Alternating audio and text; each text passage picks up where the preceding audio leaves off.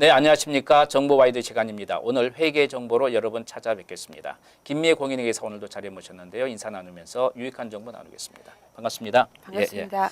자, 우리 일단은 그 회계 쪽에서 세금을 내는데 개인, 네. 그래서 어떤 보통 연방정부 텍스는 다 내고 주정부도 내지만 플로리다 같은 경우는 안 내는 것도 있고 또 뭐 시정부, 하여간 뭐 복잡하게 얽히고 설킨 관계에서 이제 좀 유리한 쪽도 있고 그 다음에 조금은 많이 내는 것 같은 느낌을 갖는 데도 있고 또 중요한 게 사회보장세에 대해서도 이제 이야기를 좀 나눴습니다.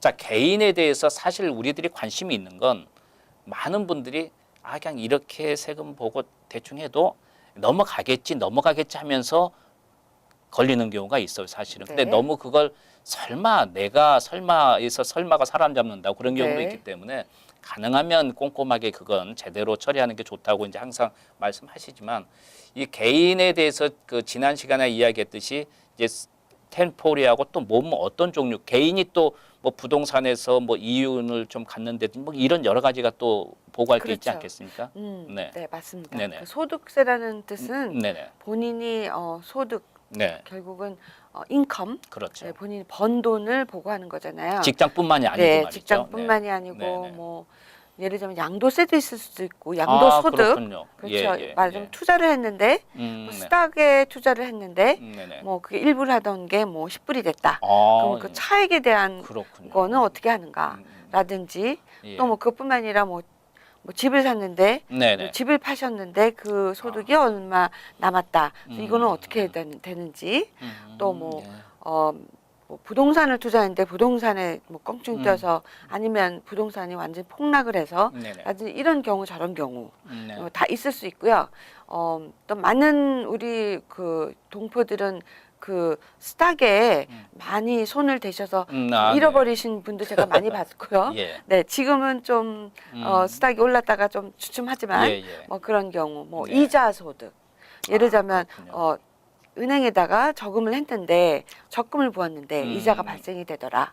그 이자 소득에 대한 건 어떻게 하는지 뭐 참 많죠, 여러 가지로. 그럼 도대체 소득만 있는 게 아니라 과연 그 소득에 비해서 그 비용 처리는 과연 어떤 것들을 할 수 있는지 그럴 수도 있죠. 뭐 이런 것들 또 집을 샀는데 집 모기지를 훨씬 부었는데 그 모기지에 대한 그 텍스 디덕터블이라고 그러죠. 공제액을 할 수 있는 건지.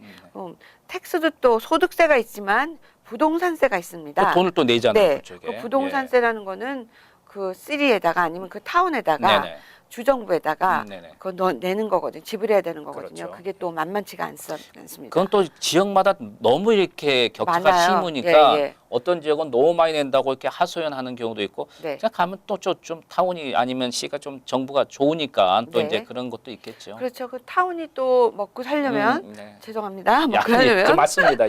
다 먹고 살자고 하는 거 아니겠어요? 그러려면은 받아야 뭐 그거를 운영을 해야 되니까요. 도대체 왜 미국은 이렇게 텍스가 많느냐 하시는 분, 한국에 비해서 그런 것들은 솔직히 많습니다. 한국은 소득세 뭐 부동산세 거의 뭐 여기보다는 훨씬 적더라고요. 그런데 이제 그런 거를 하나하나 꼼꼼히 이렇게 좀 저희가 검토를 한다면 일단 수입은 대대 뭐 이자 소득 같은 거 나는 그 은행에 저금을 했으니까 당연히 100% 뭐 뺄 게 없죠. 그렇고 그다음에 예를 들면 투자를 하셨다. 그런데 A라는 건물을 샀는데 그 A라는 건물을 뭐 5년 전에 샀고 지금 팔았는데 뭐 돈이 10만 불이 남더라. 남는 금액은 도대체 다 보고를 해야 되는가? 네, 다 보고 하셔야 되죠. 그러면 거기에 들어가는 비용 처리 다 디덕트를 하실 수가 있습니다. 그러니까 여러분이 그 보고를 할 때 내가 낸다고만 생각하지 마시고 그게 이중 처리가 되고 과세 처리되면 다시 디덕트를 돌려받을 수 있는 거니까요. 그러니까 모든 비용 처리는 되는 거고요. 저희가 흔히 말하는 프리랜서라는 스케줄 C 세금 보고 하시는 분들은 당연히 들어온 것만 수입이 아니고 모든 그 비즈니스 익스펜스 말하자면 비즈니스 때문에 들어간 모든 비용은 100%다 처리가 되는 거고요. 그래서 1년의 정산을 꼼꼼하게 하셔야 됩니다. 예를 들면 프리랜서 하시는 분들은 차 비용 같은 거 운전을 하고 다니는 비용도 다 그 비용 처리가 되기 때문에 그런 거 굉장히 중요하고요. 그다음에 이제 스케줄 E 같은 경우에는 혹시 그 임대 수입이 있으면 임대 수입 받은 거, 네. 그럼 임대 수입 받는 것뿐만 아니라 감가상각도 있을 거니까 그렇죠. 그런 것도 처리하셔야 되고 부동산세 저희 아까 네네. 말씀드린 부동산세 당연히 있으니까 다 처리하셔야 되고요. 네네.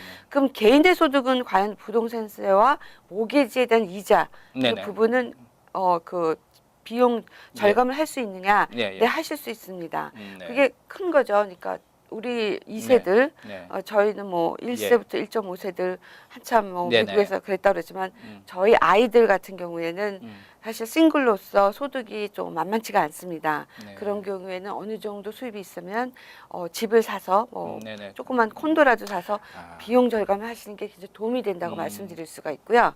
네, 그런 거라든지 뭐 또 여기민을 가시는 분들 많이 물어보시는 분들이 많습니다.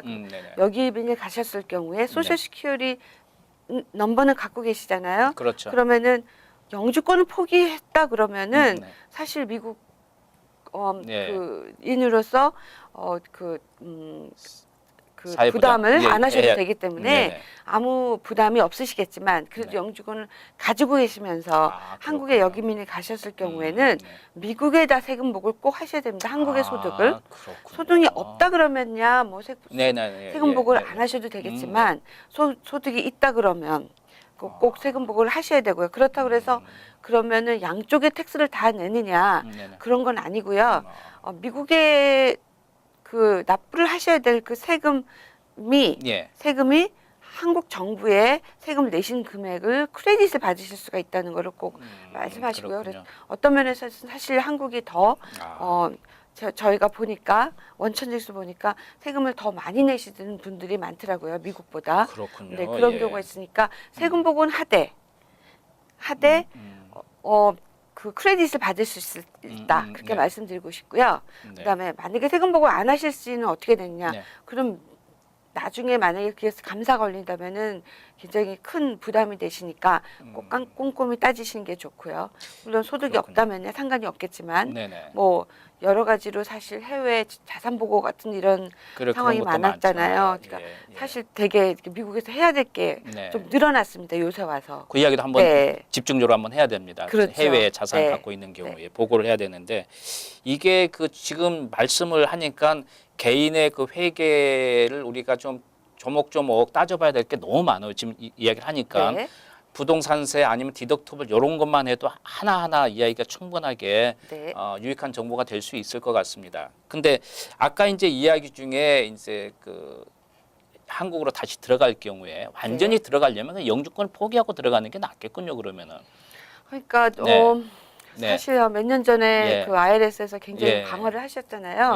그래서 재산은 좀 있으신데 한국에 뭐 그런 경우는 영주권도 포기하고 돌아가시는 분이 있으셨습니다. 그래서 여러분께서 그냥 나는 이제 한국 가서 살래 그냥 하고 그냥 전부 다 접고 이사짐 한국으로 보내서 그냥 가는 게 다 끝나는 게 아니에요. 그런 건 여러분께서 나중을 혹시 또 미래라는 건 어떻게 될 줄 모르거든요. 또 미국에 방문을 할지 또 어떤 경우에 또 미국으로 올 수도 있고 하는데 나는 모든 거 그냥 가니까 그냥 갈 거야 하고 처리 안 하고 가서 문제가 생길 수도 있겠어요. 그러니까 지금 말씀하신 이런 건 꼼꼼하게 살펴서 내가 미래에 어떻게 될 것인가를 하고 준비하고 정리하고 하는 게 좋을 것 같습니다. 계속해서 좀 개인 회계에 대해서 이제 부동산이라든지 어떤 그 디덕션을 받게 되면 어느 정도를 받게 되는 건지 뭐 이런 것도 좀 관심사항이 될 수 있고요. 아까 말씀하신 대로 정말 세금을 조금 절약하기 위해서 집을 사는 것도 오히려 젊은 층에서는 도움이 될 수도 있고 이제 그런 이야기도 나눴으면 좋겠습니다. 돈 말씀 감사합니다. 네, 감사합니다.